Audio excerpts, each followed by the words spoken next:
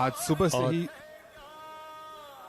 कई गतिविधियां और इस पड़ाव में प्रधानमंत्री ने सरदार सरोवर डैम में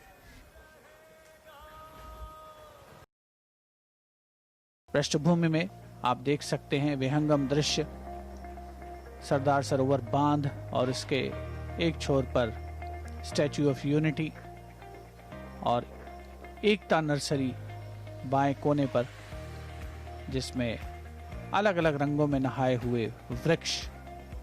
There are many places of tourist interest which are interesting at only one or the other part of the day. But when you come here to this area, there is something to attract you in the morning, in the afternoon, and of course now in the evening.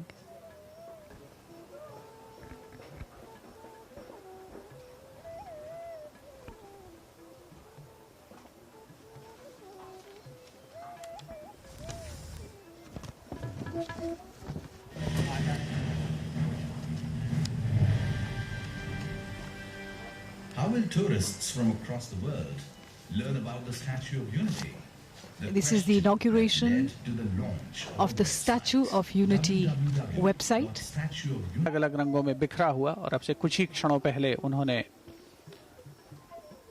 Website को राष्ट्र को समर्पित किया, और इसके अलावा Kevadia app जो है उसको भी लॉन्च किया। संयुक्त राष्ट्र की जो 6 आधिकारिक भाषाएं हैं उनमें इस वेबसाइट को देखा जा सकेगा, पढ़ा जा सकेगा, जिसमें English, French, Russian, Spanish, Arabic और चाइनीज़, ये 6 भाषाएं शामिल हैं। और केवड़िया ऐप के सहारे, उसकी मदद से जो तकनीक का समावेश है इस पूरे परिसर में, उसे समाहित करने का प्रयास हुआ है। लौह पुरुष सरदार वल्लभ भाई पटेल की 145वीं जन्म जयंती के 2 दिवसीय समारोह का आज पहला दिन है, जो अपने अंतिम चरण की ओर अग्रसर है। 32 लाख LED लाइट्स के इस्तेमाल से यहाँ अलग अलग तरह की चीजें बनाई गई हैं जो बेहद आकर्षक है, और भारत में इस तरह का ये पहला गार्डन है।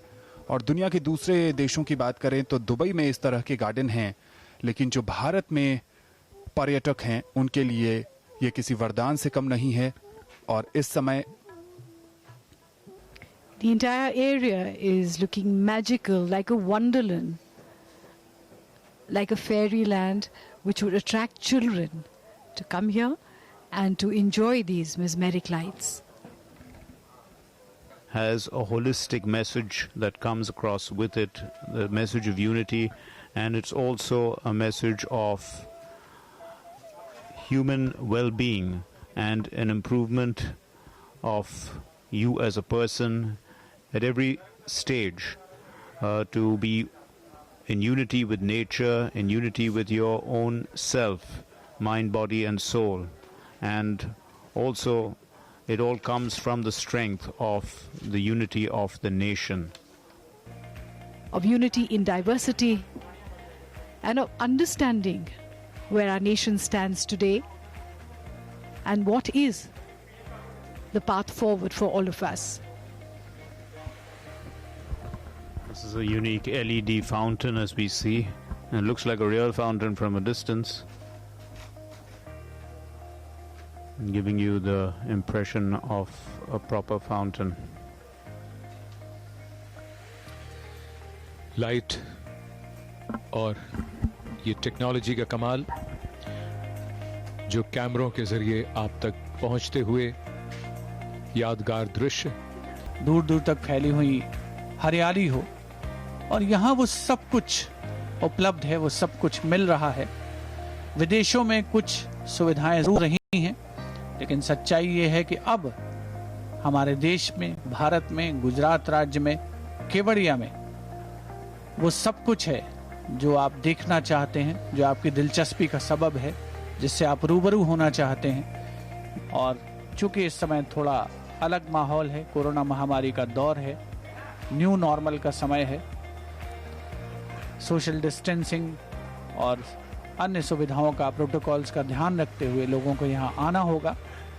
Created to exhibit a huge variety of cacti and succulents.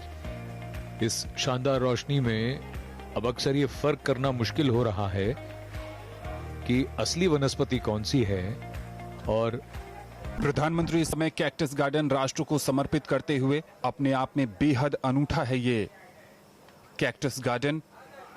कुल मिलाकर 6 लाख पौधे इसमें लगाए गए हैं। 1,90,000 कैक्टस हैं। 2.5 लाख के करीब सजावटी पौधे हैं।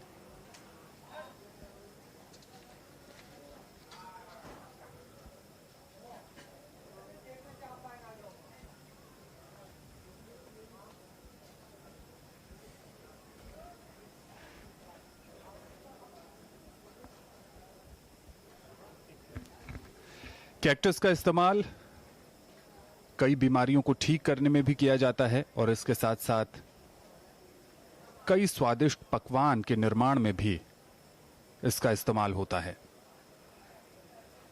कैक्टस गार्डन से जुड़ी अपनी यादों को प्रधानमंत्री तस्वीरों के माध्यम से इस समय सहेजते हुए।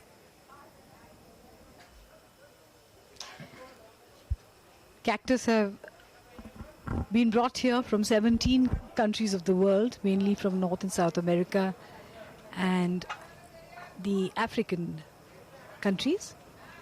A beautiful rockery showcases cacti in their richness and stark beauty. Sardar Patel का सपना समग्र भारत के विकास का था और प्रधानमंत्री नरेंद्र मोदी भी उन्हीं से प्रेरित होकर समाज के हर वर्ग तक विकास पहुंचाने के लिए अलग अलग तरह की योजनाओं का संचालन कर रहे हैं, जिससे कि कोई भी विकास की मुख्य धारा से पीछे न छूट जाए। और कई अवसरों पर उन्होंने कहा भी है और यहाँ जो भी पर्यटक आएंगे वो निश्चित तौर पर निराश नहीं होंगे किसी भी हालत में। और जो एक परिकल्पना थी कि स्टैच्यू ऑफ यूनिटी दुनिया की सबसे ऊंची इमारत 182 मीटर इसकी ऊंचाई है, लौह पुरुष सरदार वल्लभ भाई पटेल को समर्पित है। केवल उस प्रतिमा का अवलोकन करने के लिए जरूर लोग आए, लेकिन साथ ही अन्य आकर्षण भी हों जिसकी वजह से वो यहाँ पर रुकें,